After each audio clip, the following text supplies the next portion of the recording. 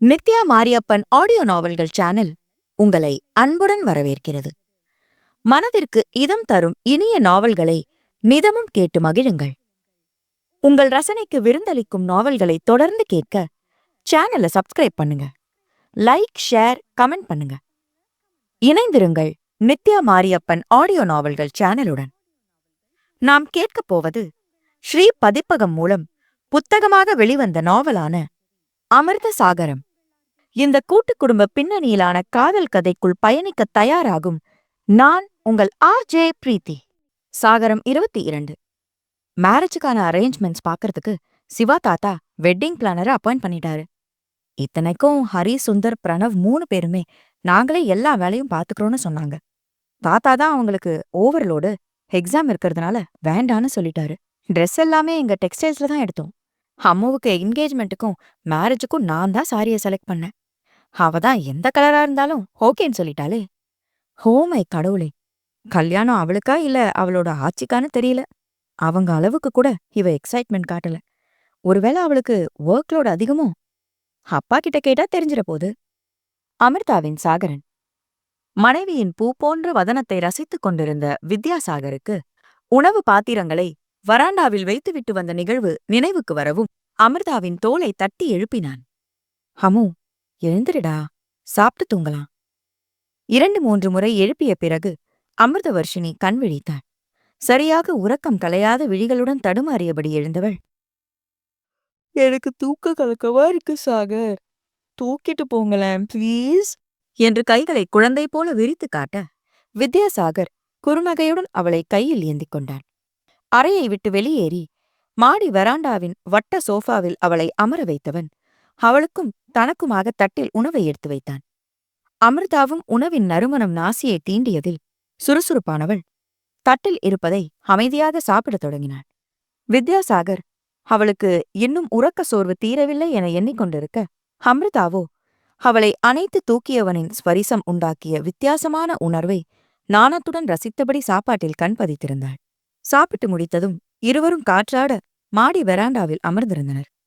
வித்யாசாகர் அவளை தன்னோடு சேர்த்து அணைத்துக் கொண்டவன், இந்த 8 நாளா உன்னை நான் எவ்ளோ மிஸ் பண்ணேன்னு தெரியுமா என்று கிசுகிசுப்பாக செவி மடலில் உதட்டை உரசிய வண்ணம் பேச, அவனது அணைப்பிலும் அந்த ஹஸ்கி குரலிலும் மெல்ல மெல்ல தன் நிலையை இழந்து கொண்டிருந்தாள் அமிர்தவர்ஷினி.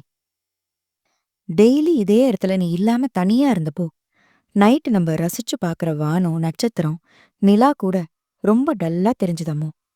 சில்லுன்னு காத்து வீசினா கூட அதை ரசிக்க முடியல. மொத்தத்துல நீ இல்லாம நான் நானா இல்லடி. சற்று முன்னர் கிசுகிசுப்பாக இருந்த ஹஸ்கி குரல் இப்பொழுது அவளது அருகாமை கொடுத்த சிலிர்ப்பில் உருகி குழைய அவனது அணைப்பு இறுகிப் போனது. செவி மடலை தீண்டிக் கொண்டிருந்த இதழ்களோ அவளது கன்னத்தில் முத்திரை பதித்துவிட்டு அடுத்து செவ்விதழை இலக்காக கொண்டு முன்னேற அமிர்தவர்ஷினி அடுத்து நடந்த நிகழ்வுகளில் மோன நிலைக்கே சென்று விட்டாள். அந்த நீண்ட இதழ் யுத்தத்திற்கு பின்னர் அவளது உதடுகள் உச்சரித்த வார்த்தை, ஐ லவ் யூ சாகர். அதை கேட்ட கணத்தில் வித்யாசாகரின் உடலின் ஒவ்வொரு அணுக்களிலும் காதல் கரை புரண்டோட, அம்மு, ஐ யூ சீரியஸ் என்று கேட்டான் அவன். ஆம் என்பதற்கு அடையாளமாக தலையை ஆட்டிவிட்டு அவனது கழுத்தில் தனது 2 கரங்களாலும் சுற்றி வளைத்து, இத உங்ககிட்ட ஸ்பெஷல் மோமெண்ட்ல சொல்லணும்னு இருந்தேன். இதுதான் அந்த ஸ்பெஷல் மோமெண்ட்னு இப்ப தோணுச்சு, சொல்லிட்டேன் என்றவள் அவனது கன்னத்தில் இதழ் பதிக்க முயல, அவனோ தனது இதழால் அவளின் செவ்விதழுக்கு பதில் சொல்ல ஆரம்பித்தான். இன்று வரை வெறும் மனைவியாயிருந்தவள் இப்போதிலிருந்து காதல் மனைவியாகவும் மாறிவிட, இந்த மோமெண்ட மிஸ் பண்ணக்கூடாதுன்னு நான் நினைக்கிறேன், மை டியர் முட்டக்கன்னி மொழி அழகி என்று கொஞ்சியவனுக்கு சம்மதமாய் அவளது இதழில் சிரிப்பொன்று மலர, தாமதிக்காது அவளை தன் கரங்களில் ஏந்திக் கொண்டவன் அவர்களின் அறைக்குள் சென்றான்.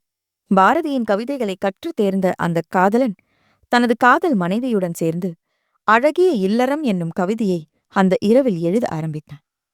ஹைக்கூவாய் ஆரம்பித்த இல்லற வாழ்க்கை நெடும் பாடலாய் இரவு முழுவதும் நீளவே அமிர்தவர்ஷினி மற்றும் வித்யாசாகரின் காதல் சங்கமம் அழகுற நடந்தேறியது. அதிகாலையில் சாளரம் வழியே கசிந்த கதிரவனின் பொற்கதிர்களோ, மரங்களில் அமர்ந்து பூபாலம் பாடும் பறவைகளின் ரீங்காரமோ எதுவுமே அவர்களின் துயிலை கலைக்கவில்லை. விடிந்து நீண்ட நேரம் கழித்துதான் இருவருக்கும் பொழுதே புலர்ந்தது. வித்யாசாகர் மீண்டும் கண்மூடி உறங்கத் தொடங்க, அமிர்தாவோ நாணப் புன்னகையுடன் அவன் இடமிருந்து விலகியவள் குளித்து உடையை மாற்றிவிட்டு வந்தாள். கண்ணாடியில் தெரிந்த தன் பிம்பம் இன்று பேரழகாக ஜொலிப்பது போல உணர்ந்தவள் தன்னை ரசிக்கத் தொடங்கினாள். அணிந்திருந்த சுடிதாரின் மேலே தனது தாலியை போட்டுக்கொண்டவள் நெற்றி வகிட்டின் நடுவே குங்குமத்தை வைத்துக் கொண்டாள். பின்னர் சுவர் கடிகாரத்தை பார்த்தவள் 9 மணி ஆகிவிடவும் இன்னும் எழுந்திருக்காத கணவனை எழுப்பச் சென்றாள். போர்வையை தலையோடு சேர்த்து மூடிக்கொண்டு தூங்கிக் கொண்டிருந்தவனை எழுப்பினாள். சாகர், எழுந்திரிங்க, நேரமாச்சு, டெக்ஸ்டைல்ஸ்க்கு போனோம்ல என்றபடி போர்வையை விளக்கினாள். வித்யாசாகர் மீண்டும் போர்வையை இழுத்து மூட முயல அதை இறுக்கமாக பிடித்துக் கொண்டாள் அமிர்தா. அம்மு, ப்ளீஸ் டி, கொஞ்ச நேரம் தூங்க விட, இல்லனா உன்னை ஹனிமூனுக்கெல்லாம் கூட்டிட்டு போக மாட்டேன் போ. தேனிலவு பற்றி சொல்லவும் கடுப்பானவள் பக்கத்தில் கிடந்த தலையணையை எடுத்து அவனை அடிக்க ஆரம்பித்தாள். வித்யாசாகரின் உறக்கம் அதில் முழுவதும் கலைந்துவிட வேகமாக எழுந்தவன் தலையணையும் கையுமாக இருந்த மனைவியை நோக்கி கைகளை கூப்பினான். முட்டக்கண்ணி, என் தெய்வமே, கடன் வாங்கியாச்சும் உன்னை ஹனிமூனுக்கு கூட்டிட்டு போறேன். என்னோட பொன்னான மேனிய தலகாணிய வச்சு அடிச்சு புண்ணாக்கிடாத.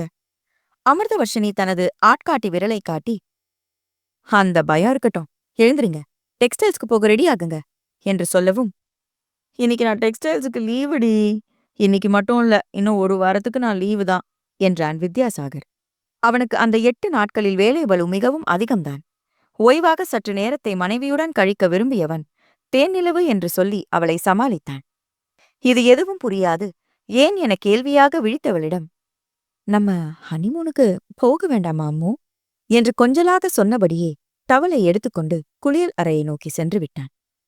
அமிர்தவர்ஷினி அவன் குளித்துவிட்டு வரட்டும் என கீழே சென்றவன் நேற்று இரவு குடும்பத்தார் கேட்ட கேள்விகளுக்கெல்லாம் அங்கே அமர்ந்திருந்த சதாசிவத்திடமும் ரகுநாதனிடமும் பதிலளிக்க ஆரம்பித்தாள்.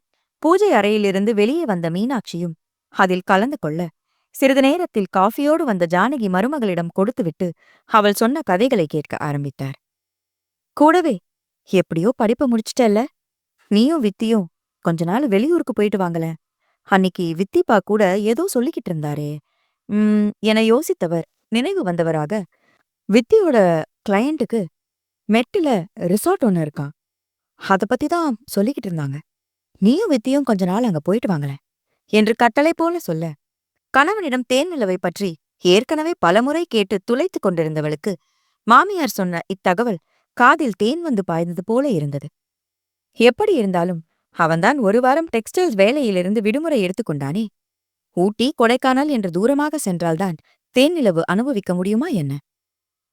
கண்ணுப்புலி மெட்டு அவர்களுக்கு சிறு வயதில் இருந்தே பிரசித்தமான பிரதேசம்தான். சிறு பிள்ளைகளாக இருந்தபொழுது விடுமுறை சமயத்தில் அங்கே அடிக்கடி குடும்பத்துடன் சென்று அங்குள்ள காட்டாற்றிலும் அருவியிலும் குதியாட்டம் போடுவது அவர்களுக்கு பழக்கம்தான். அதிலும் இப்பொழுது சென்றால் வெளியூர் ஆட்களின் தொந்தரவின்றி அந்த மலையடிவார கிராமம் அமைதியாயிருக்கும். அந்த அமைதியை வித்யாசாகருடன் சேர்ந்து அனுபவிக்கும் ஆசை அவளுக்குள் எழ ஆர்வத்துடன் மாமியார் சொன்னதற்கு தலையாட்டினாள். அவர்களிடம் சொல்லிக்கொண்டு தாத்தா வீட்டுக்கு சென்றவளை சுந்தரும் பிரணவும் போதும் போதும் என்ற அளவிற்கு கேள்வி கணைகளால் தாக்க ஆரம்பித்தனர். அவர்களது அத்தையின் அதட்டலால் அவர்களிடமிருந்து தப்பித்த அமிர்தா திரிபுர சுந்தரியிடம், ஆச்சி, தாத்தா எங்க காணவே இல்ல, நான் தாத்தா கிட்ட நிறைய பேசணும் என்று சொல்லிவிட்டு அருணாச்சலத்தை தேட ஆரம்பிக்கவும் அவளது மாமா இருவரும் அவரவர் பணியிடங்களுக்கு செல்ல தயாராகி ஹாலுக்கு வந்தனர். ஆடிட்டோரமா, காத்தாலேயே இங்க வந்திருக்கீங்க? தாத்தாவை தேடிதானே வந்தீங்க?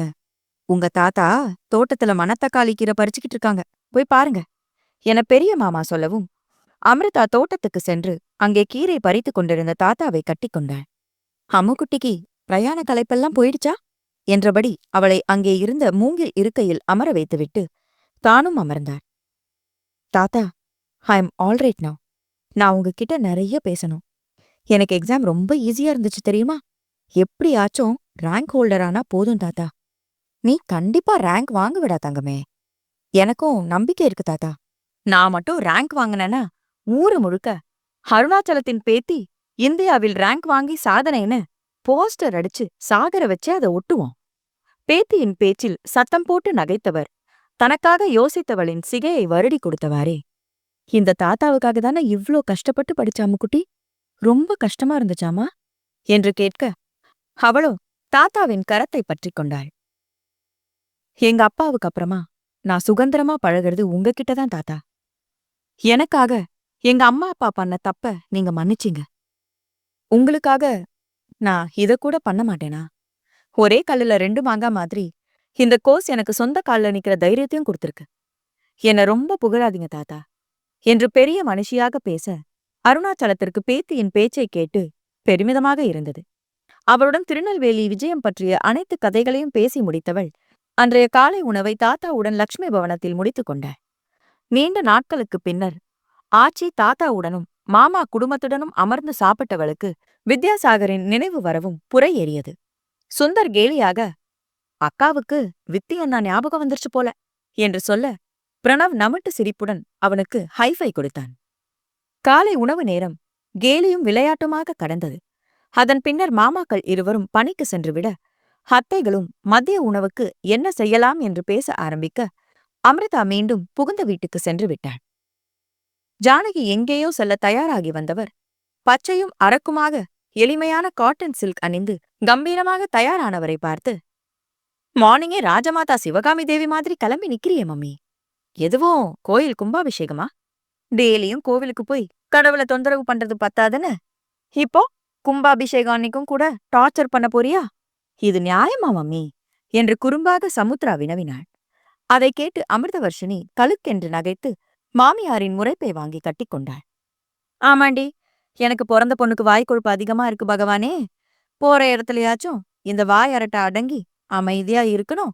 அதோட எனக்கு வாச்ச மருமகளுக்கு எதுக்கெடுத்தாலும் சிரிக்கிற வியாதி இருக்கு, அதையும் சீக்கிரம் குணப்படுத்தணும்னு வேண்டிக்க போறேன் என்று இருவருக்கும் சேர்த்து குட்டு வைத்தார்.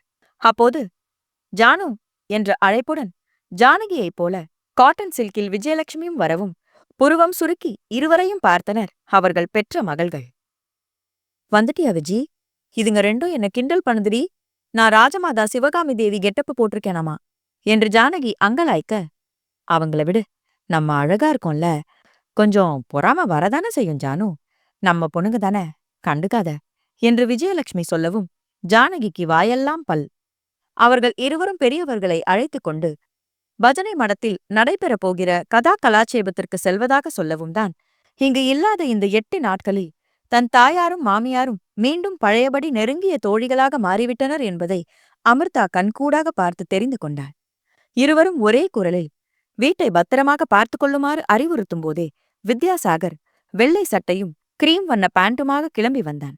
அமிர்தவர்ஷினி கேள்வியாக அவனை நோக்க, நான் கார்ல அவங்கள டிராப் பண்ணிட்டு வந்துடுறேன், திரும்பி வரப்போ மாமா அவங்களோட கார்ல அழைச்சிட்டு வந்துருவாங்க என்று சொன்னபடி அவர்களுடன் இடத்தை காலி செய்தான். தேனிலவு பற்றி பேச வேண்டும் என ஆவலாக காத்திருந்த அமிர்தா அவன் திரும்பி வரும் வரை காத்திருக்க முடிவு செய்தாள். அன்றைய தினம் மதிய உணவை அமிர்தாவும் சமுத்ராவும் செய்ய ஆரம்பிக்க, சுந்தரும் பிரணவும் அவர்களுக்கு உதவியாக காய்கறி நறுக்கி கொடுக்க ஆரம்பித்தனர். அப்போது வீட்டு வாயிலில் நிழலாட யாரென்று எட்டி பார்த்தனர் இருவரும். அங்கே வந்து கொண்டிருந்தவன் ஹரிஹரன்தான். அவனை கண்டதும் அமிர்தா காஃபி போட தயாராக, அவனும், அம்மு காஃபியெல்லாம் வேண்டாம், நான் சம்மு கூட கொஞ்சம் பேசணும் என்றான். இருவரையும் தனியே தோட்டத்திற்கு அனுப்பி வைத்துவிட்டு இரு சகோதரர்களுடன் மீதமிருந்த சமையலையும் முடித்துவிட்டாள் அமிர்தவர்ஷினி. வெகுநேரமாகியும் வித்யாசாகரும் வீடு திரும்பவில்லை. சமுத்ராவுடன் தோட்டத்திற்கு சென்ற ஹரிஹரனையும் காணவில்லை. அமுகா, நாம போய் அவங்க என்னதான் பேசுறாங்கன்னு ஒட்டு கேட்போமா? கண்கள் பளபளக்க பிரணவ் கேட்க, அமிர்தவர்ஷினிக்குள் உறங்கிக் கொண்டிருந்த சிறு பிள்ளைத்தனம் விழித்துக் கொண்டது. அவனையும் பிரணவையும் அழைத்துக் கொண்டு பின்வாசலுக்கு சென்றவள் ஹரிஹரனும் சமுத்ராவும் ஆற்றின் படிக்கட்டில் அமர்ந்திருப்பதை பார்த்துவிட்டாள். உதட்டில் கை வைத்து இரு சகோதரர்களையும் அமைதி இருக்குமாறு சைகை காட்டியவள் கேட்டின் பின்னே மறைந்து நின்று அவர்கள் என்ன பேசுகிறார்கள் என்று கேட்க ஆரம்பித்தாள். ஏதோ இப்பவாச்சும் உனக்கு என்கிட்ட இத சொல்லணும்னு தோணுச்சே, அது வரைக்கும் நீ பரவாயில்ல ஹரி என சமுத்ராவின் குரல் சலிப்புடன் கேட்டது. நான் என்னடி பண்றது? எப்ப நானும் உன்கிட்ட லவ்வ ஃபீல் பண்றேன்னு எனக்கு தோணுச்சோ அப்பவே உன்கிட்ட சொல்லணும்னு ஓடி வந்துட்டேன். போன்ல சொன்னா நீ எப்படி ரியாக்ட் பண்றியேன்னு பார்க்க முடியாதுன்னு தான் நேர்ல வந்த சம்மு என சமாளித்தான் ஹரிஹரன். அவன் சொன்னதை கேட்டதும் அமிர்தவர்ஷினி, பிரணவ் மற்றும் சுந்தர் மூவருக்கும் உற்சாகத்தில் தலைகால் புரியவில்லை. ஆனால் மூவரின் தலையிலுமே சில நொடி வித்தியாசத்தில் விழுந்த குட்டுகள் அவர்களுக்கு தலை எது என்பதை புரிய வைத்துவிட மூவரும் தலையை தடவியபடி வலியில் முகத்தை சுளித்துக் கொண்டு திரும்பினர். அங்கே இடுப்பில் கையூன்றி மூவரையும் முறைத்தபடி நின்ற வித்யாசாகரை கண்டதும் மூவரும் அசட்டு புன்னகையை சிந்தி சமாளிக்க முயன்றனர். அவனுங்க தான் குட்டி பசங்க, நீ பெரிய மனுஷிதான முட்டைக்கண்ணி, உனக்கு எங்கிடி போச்ச அறிவு என்று கேட்டவனின் வாயை பொத்தியவள் பெருவிரலால் ஆற்றின் படிக்கட்டை சுட்டிக்காட்ட வித்யாசாகர் அவளது கையை தட்டிவிட்டான். அதற்குள் அவன் கத்திய கத்தலில் ஹரிஹரனும் சமுத்ராவும் வித்யாசாகர் நின்று கொண்டிருந்த இடத்திற்கே வந்துவிட்டனர். அவர்களிடம் அமிர்தாவும் இரு சகோதரர்களும் செய்த குறும்பை வித்யாசாகர் சொல்ல, ஹரிஹரனின் காதல் தனக்கு கிடைத்த மகிழ்ச்சியில் இருந்த சமுத்ரா அவர்களை மன்னித்து விட்டாள். பின்னர் அந்த விஷயத்தை சகோதரனிடம் அவள் பகிர்ந்து கொள்ள, அவனோ ஹரிஹரனின் கழுத்தை விளையாட்டாக இறுக்கியவன், டேய் திருடா, என்கிட்டயே மறைச்சிட்டல? சரி விடு, வீட்டு மாப்பிளையா ஆக போறங்கிற ஒரே காரணத்துக்காக உன்னை மன்னிக்கிறேன் என்று சொன்னபடி நண்பனை இழுத்துக்கொண்டு வீட்டை நோக்கி செல்ல, அவர்கள் பின்னே சுந்தரும் பிரணவும் கூட ஓடினர். எப்படியோ உனக்கும் அண்ணாக்கும் செட் ஆயிடுச்சு. இந்த மேகாவும் ஆதி பையனை பிடிச்சிருக்குன்னு சொன்னா 2 கல்யாணத்தையும் ஒரே மேடையில வச்சிடலாம் என்று சொன்னபடியே சமுத்ராவை வெட்கப்பட வைத்த அமிர்தா வீட்டை நோக்கி நடை போட்டான்.